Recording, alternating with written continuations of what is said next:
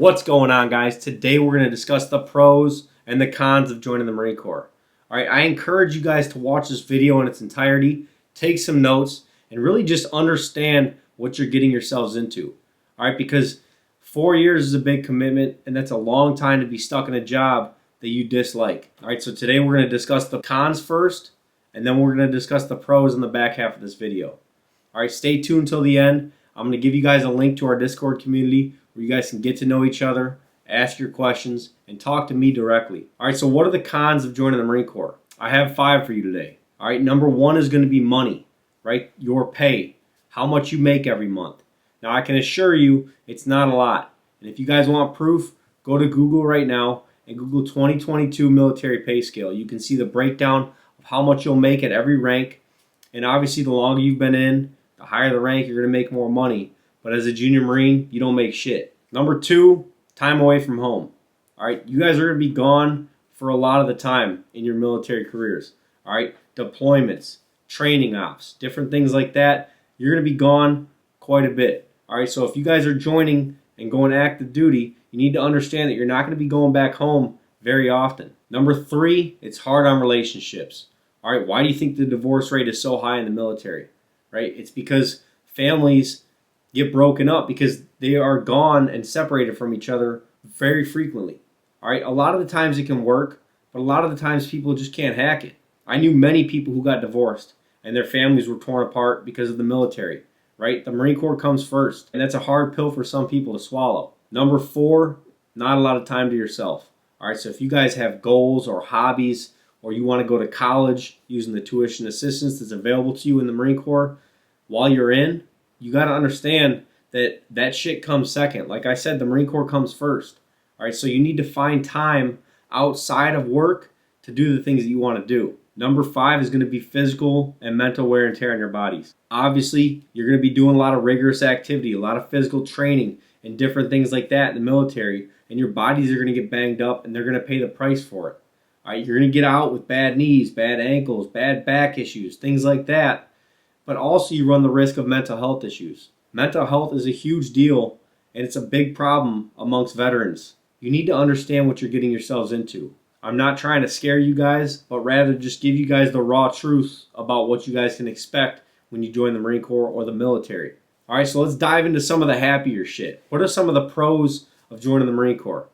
Number 1 is benefits, right? Your insurance, healthcare, dental, vision, all that shit's paid for.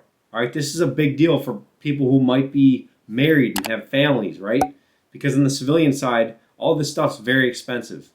All right, but in the military, you don't pay a dime for it. Number 2 is going to be travel opportunities. Now, this is all very situational, depending on what unit you end up with. But in the Marine Corps or the military in general, you're going to have the opportunity to travel and see places that you never would have if you didn't join. I encourage you guys to volunteer for deployments, different training opportunities, so you guys have the opportunity to experience different things and see the world. Number 3 is life skills, right? You're going to grow up pretty quickly. No longer are you living at your parents' house. You don't have the luxury of having someone cook dinner for you or make your beds or tell you when to wake up or things like that.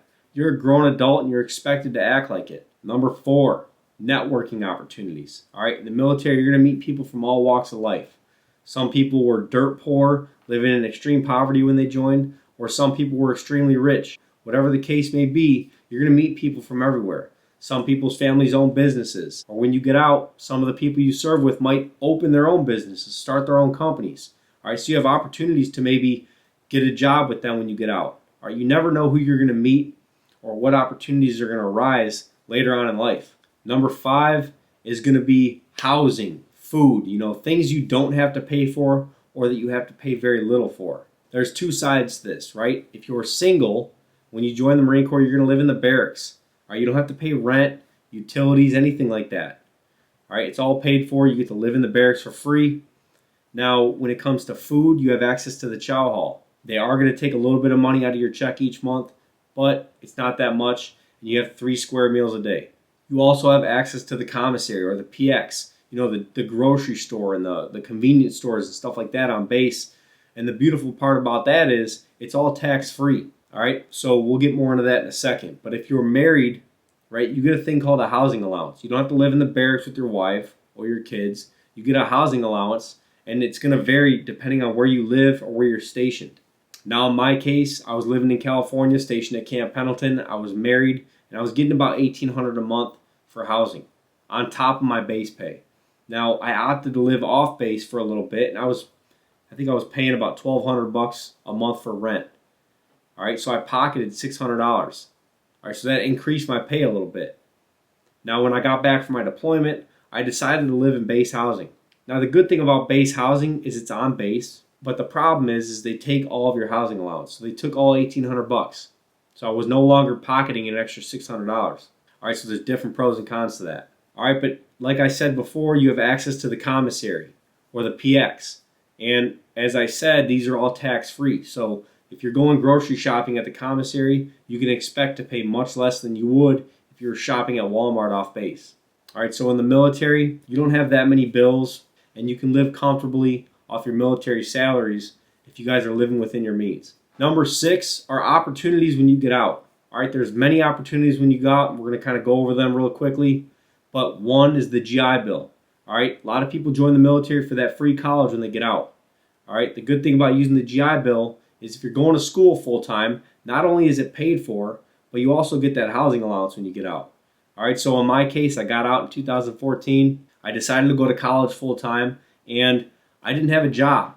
Ended up finding a part-time job down the road, but I was getting about $1,900 a month living in the Chicago area because that's what housing allowance is in this area.